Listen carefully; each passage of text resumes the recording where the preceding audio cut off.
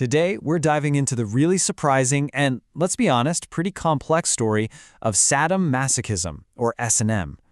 We're going to trace its incredible journey from being labeled a psychiatric disorder to how we understand it today as a consensual practice. So let's just get right to the heart of it. The one question that has really shaped this entire history is this: is finding pleasure in pain a mental illness? For more than a century, the medical world had a very, very clear answer to that. But as we're about to see, that answer has done a complete 180. Okay, so first things first, let's make sure we're all on the same page with the terms. Sadomasochism is really a mashup of two different ideas. You've got sadism, which is getting pleasure from inflicting pain or humiliation, and then you have masochism, which is getting pleasure from receiving it. Now here's where it gets really interesting. You'd think these terms came from some old psychology textbook, right? Nope, they're actually named after a couple of authors. Sadism is from the Marquis de Sade, whose novels were pretty famous for characters who enjoyed causing pain. And masochism comes from Leopold von Sacher-Masoch, whose big novel Venus in Furs was all about fantasies of being dominated and receiving pain.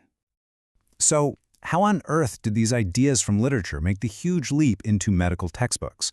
Well, that brings us to what we could call the psychoanalytic gaze, which is where S&M first got framed as a psychological disorder. And this all happened pretty quickly, right at the turn of the 20th century. In 1890, a psychiatrist named Richard von Krafft-Ebing was the first to pull these terms into clinical use. Then you've got the famous Sigmund Freud, who argued in 1905 that these feelings were a result of things going wrong during psychological development.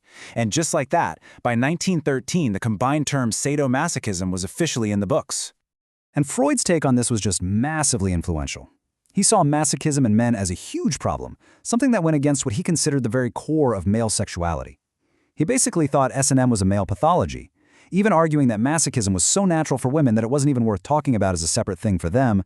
But, and this is a big but, not everyone was on board with this idea that S&M was a disorder all about cruelty. There were a few other thinkers who started to see things very, very differently.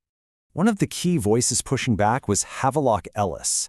He pretty much looked at what Freud and Krafft-Ebing were saying and said, hold on, you guys are missing the entire point. For Ellis, this wasn't about cruelty at all. He saw sadism and masochism as two sides of the same coin, both focused on finding mutual pleasure. And his crucial point was that the pain was given or received in love, as part of a consensual, pleasure-focused dynamic. Now, Ellis's ideas were way ahead of his time, but they really hinted at this massive change that was coming down the line. And that brings us to the modern era, and what you could call a complete scientific revolution on this topic. Let's just stop and think about that for a second. For more than 100 years, because of those early psychoanalytic ideas, the world's most important medical manuals officially said that finding pleasure in consensual pain meant you had a mental illness. That's a huge deal. And then, thanks to new research and definitely shifting social views, the whole thing got turned on its head. The scientific community started a historic reevaluation of S&M. And this timeline just lays it all out perfectly. You see, the American Psychiatric Association's manual, the DSM, listed sadism as a disorder way back in 1952. But then, fast forward to 2013, and they made a game-changing clarification. They said, look, if it's consensual S&M, it's just a sexual interest, not a disorder, unless it's actually causing the person significant distress. Then, in 2018, the World Health Organization took it even further. In their global manual, they completely removed consensual sadomasochism as a diagnosis. Period. The reasoning the WHO gave is so important. They basically said our new model is going to focus on what's actually harmful, when there's no consent.